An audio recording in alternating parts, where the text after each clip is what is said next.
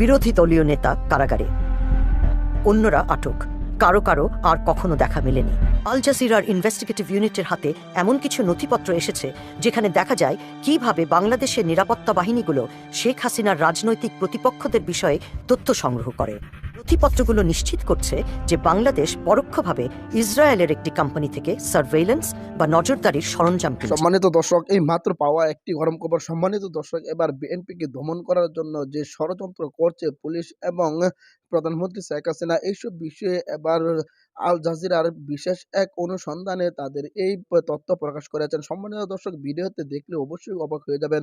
বিএনপিকে দমন করার জন্য উঠে পড়ে লেগেছেন পুলিশ এবং প্রধানমন্ত্রী শেখ হাসিনা। বর্তমান ক্ষমতাসীন দল এবং কি প্রধান বিরোধী দলকে একেবারে ধ্বংস করার জন্য যে ষড়যন্ত্র করছে এবং কি পুলিশের যে ষড়যন্ত্রগুলা করছে, এইসব বিষয়ে আল জাজিরার কিছু বিশেষ প্রতিবেদনে প্রকাশ করেছেন। ভিডিওতে চলুন আমরা দেখে আসি কি সেই প্রতিবেদনগুলা।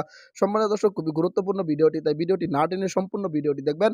চ্যানেলে নতুন হয়ে থাকলে সাবস্ক্রাইব করে আমার সাথেই থাকবেন। ভিডিওতে একটি লাইক করে দেখতে থাকুন সম্পূর্ণ ভিডিওটি। বিরোধী দলীয় নেতা কারাগারে, অন্যরা আটক, কারো কারো আর কখনো দেখা মেলেনি।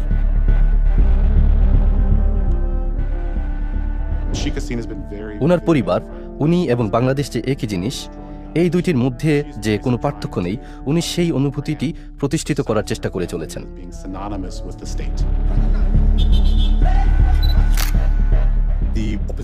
বাংলাদেশে বিরোধী পার্টিদের এত পরিমাণে দমন করা হয়েছে যে তারা বিরোধী দল হিসেবে প্রায় অক্ষম।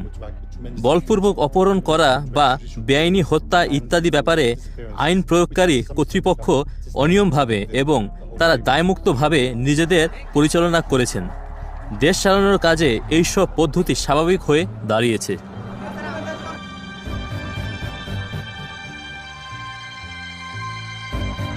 আল জাজিরার ইনভেস্টিগেটিভ ইউনিটের হাতে এমন কিছু নথিপত্র এসেছে যেখানে দেখা যায় কিভাবে বাংলাদেশের নিরাপত্তা বাহিনীগুলো শেখ হাসিনার রাজনৈতিক প্রতিপক্ষদের বিষয়ে তথ্য সংগ্রহ করে। এর মধ্যে রয়েছে একটি স্পাইওয়্যার কেনার চুক্তিপত্র। চুক্তিপত্রের তারিখ 2018 সালের 26 জুন, অর্থাৎ জেনারেল আজিজ সেনাবাহিনীর নিয়ন্ত্রণ গ্রহণের ঠিক পরের দিন। এই চুক্তিপত্রে স্ট্যাম্প ও স্বাক্ষর রয়েছে বাংলাদেশের সামরিক পণ্য ক্রয়ের দায়িত্বপ্রাপ্ত সংস্থা প্রতিরক্ষা ক্রয় মহাপরিদপ্তরের।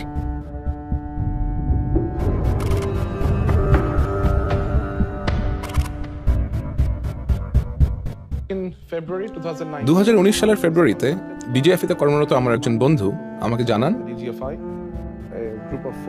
যে বাংলাদেশের 4 জন সেনা কর্মকর্তা সরকারি কাজে বুদাপেস্ট যাচ্ছেন। ডিজিএফআই হল বাংলাদেশের সামরিক গোয়েন্দা সংস্থা।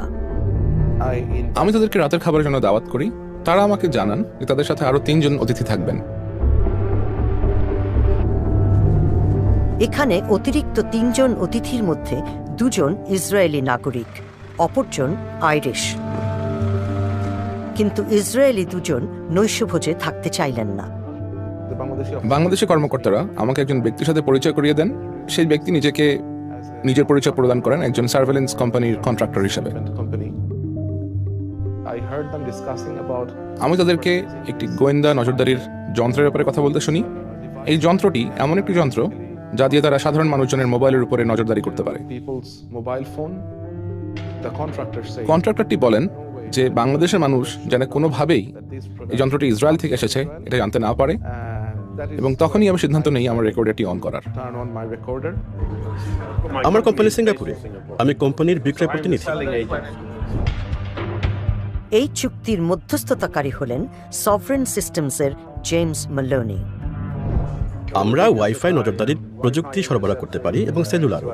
তাছাড়া ভিডিও নজরদারির প্রযুক্তি আছে। নথিপত্রগুলো নিশ্চিত করছে যে বাংলাদেশ পরোক্ষভাবে ইসরায়েলের একটি কোম্পানি থেকে সার্ভেইলেন্স বা নজরদারির সরঞ্জাম কিনছে। পিক 6 প্রতিষ্ঠা করেছে ইসরায়েলের প্রাক্তন কিছু গোয়েন্দা বিশেষজ্ঞ। ইসরায়েলের সাথে বাংলাদেশের কোনো কূটনৈতিক সম্পর্ক নেই, তাই বাংলাদেশ আইনগতভাবে ইসরায়েলের সাথে বাণিজ্য করতে পারে না।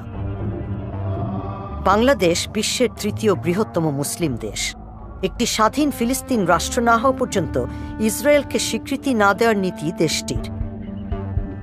সিঙ্গাপুর ভিত্তিক সভরেন সিস্টেমস মূলত মধ্যস্থতাকারী হিসেবে কাজ করছে, তবে সভরেন সিস্টেমসের ওয়েবসাইটেও পিক্সিক্সের কোনো নামগন্ধ নেই। এগুলো ইসরায়েলি জিনিস। আমার এইসব প্রযুক্তি খোলাখুলিভাবে প্রচার করি না।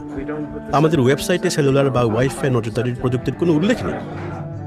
আমি মানুষের দৃষ্টি আকর্ষণ করতে চাই না। বুদাপেস্টের বাইরের একটি ওয়্যারহাউসে 4 জন বাংলাদেশি গোয়েন্দা কর্মকর্তাকে প্রশিক্ষণ দেন ওই 2 ইসরায়েলি। আমরা বাংলাদেশি কর্মকর্তাদের ছবি অস্পষ্ট করে দিয়েছি। মাঝের ব্যক্তিটি হলেন জেমস মেলোনি। 2 ইসরায়েলি গোয়েন্দা বিশেষজ্ঞকে আমরা শনাক্ত করতে পারিনি। মন্তব্যের জন্য পিক্সিক্সের সাথে যোগাযোগ করা হলে কোনো সাড়া পাওয়া যায়নি। এই স্পাইওয়্যারের ম্যানুয়ালে P6 ইন্টারসেপ্টের কথা বলা হয়েছে। এটি একটি ইমসি ক্যাচার বা স্টিংরে হিসেবেও পরিচিত। এই P6 ইন্টারসেপ্ট মূলত মোবাইল ফোনে নজরদারি চালানোর সিস্টেম। যন্ত্রটি একটি মোবাইল টাওয়ারের মতন। কোনো নির্দিষ্ট এলাকায় ফোনের কানেকশন হলে সেখানকার সব বার্তা বা যোগাযোগ মধ্যপথে রোধ করে আড়ি পাতা সম্ভব। আপনার ফোনে আপনি যা যা করেন, যেমন ফোনে কথা বলা, টেক্সট করা এবং যে যে ওয়েবসাইটে যান, এই সবই উদ্ঘাটিত করা যায়। একই সময়ে 200 থেকে 300টি ফোন এটাতে সংযোগ করানো যায়। এই নির্দিষ্ট মডেলটির ফোনের কথাবার্তা বা যোগাযোগে হস্তক্ষেপ করার ক্ষমতা আছে। এর দ্বারা একটি টেক্সট মেসেজের বিষয়বস্তু পরিবর্তন করা সম্ভব। আপনি একজনের আইডেন্টিটি নকল করতে পারবেন। এখন কোনো আন্দোলন নজরদারি করা ও দমন করতে ব্যবহার করা যাবে ইসরায়েলি প্রযুক্তি।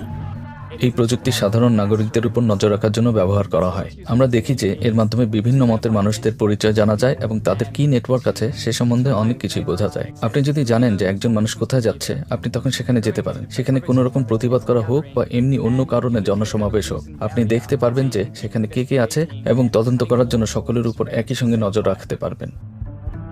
এইসব বিশেষজ্ঞ প্রযুক্তি অতিরিক্ত গোপন এবং অনধিকার প্রবেশমূলক কাজে লাগানো যায়। আমাদের পাবলিক প্রোফাইল সম্বন্ধে আমরা খুব সাবধানে থাকি। অবশ্যই সাধারণ নাগরিকদের জানতে দিবেন না যে আপনারা এসব প্রযুক্তি ব্যবহার করছেন। চূড়ান্ত চুক্তিতে একটি শর্ত রয়েছে যে সরবরাহকারী প্রতিষ্ঠান ও বাংলাদেশ সামরিক বাহিনী এই বিষয়ে একটি নন ডিসক্লোজার এগ্রিমেন্ট বা তথ্য গোপন রাখার চুক্তি সই করবে। চুক্তিতে এই নজরদারির সফটওয়্যারের উৎস দেশকে গোপন রাখা হয়। সেখানে শুধু উল্লেখ আছে যে এটি হাঙ্গেরিতে তৈরি। জ্ঞানী শক্তি। আপনি যদি জানতে পারেন যে মানুষজন কি বলছে, তারা কোথায় গিয়ে একত্রিত হচ্ছে, কি কি পরিকল্পনা করছে, তাহলে আপনি অনেক কিছুই জানতে পারবেন। আর তারপরে সেই সম্মানিত দর্শক, আশা করি সকলে পুরো ভিডিওটি দেখলেন। এই ভিডিও সম্বন্ধে অবশ্যই আপনাদের মূল্যবান মতামত কমেন্টে জানাবেন। সম্মানিত দর্শক, ইতিমধ্যে কিন্তু আপনারা অবগত আছেন আল জাজিরার বিশেষ অনুসন্ধানীতে যে একটি প্রতিবেদন প্রকাশ করেছেন, বর্তমানে প্রধানমন্ত্রী শেখ হাসিনা এবং পুলিশ তারা ঐক্যবদ্ধ হয়ে প্রধান বিরোধী দল বিএনপিকে একেবারে দমন করার জন্য তারা যে পরিকল্পনা করছেন, এসব বিষয় নিয়ে কিন্তু আল জাজিরার বিশেষ প্রতিবেদনে এই তথ্যগুলা প্রকাশ করেছেন। ইতিমধ্যে কিন্তু আপনারা ভিডিওর মাধ্যমে দেখতে পেরেছেন। সম্মানিত দর্শক, বিএনপিকে তারা নির্বাচন করেছেন এবং কি নির্বাচনে তিনি জয়ী হয়েছেন এবং নির্বাচনের পর আবারও সে উঠে পড়ে লেগেছেন পুলিশের সাথে ঐক্য হয়ে যে প্রধান বিরোধী দল বিএনপিকে একেবারে বাংলাদেশ থেকে দমন করে দেওয়ার জন্য যে ষড়যন্ত্র এবং যে তারা গোপন প্ল্যান করছিলেন, এইসব বিষয়ে কিন্তু এবার আল জাজিরার বিশেষ যে প্রতিবেদনে তাদের এই তথ্যগুলা প্রকাশ করেছেন, যা এই ভিডিওতে আপনারা বিস্তারিত দেখলেন। সম্মানিত দর্শক, এই সম্বন্ধে অবশ্যই আপনাদের মূল্যবান মতামত কমেন্টে জানাবেন। এরকম নতুন নতুন নিউজ ভিডিওগুলো সবার আগে পেতে অবশ্যই চ্যানেলটাকে সাবস্ক্রাইব করে পাশে থাকা বেল বাটনটি অন করে রাখবেন পরবর্তী আপডেট সবার আগে পাওয়ার জন্য। আজকের মতো ভিডিওটা এখানে শেষ করলাম। দেখা হচ্ছে পরবর্তী কোনো নতুন ভিডিওতে। সেই পর্যন্ত ভালো থাকবেন, সুস্থ থাকবেন, এই কামনা করে বিদায় নিলাম। আসসালামু আলাইকুম ওয়া রাহমাতুল্লাহ।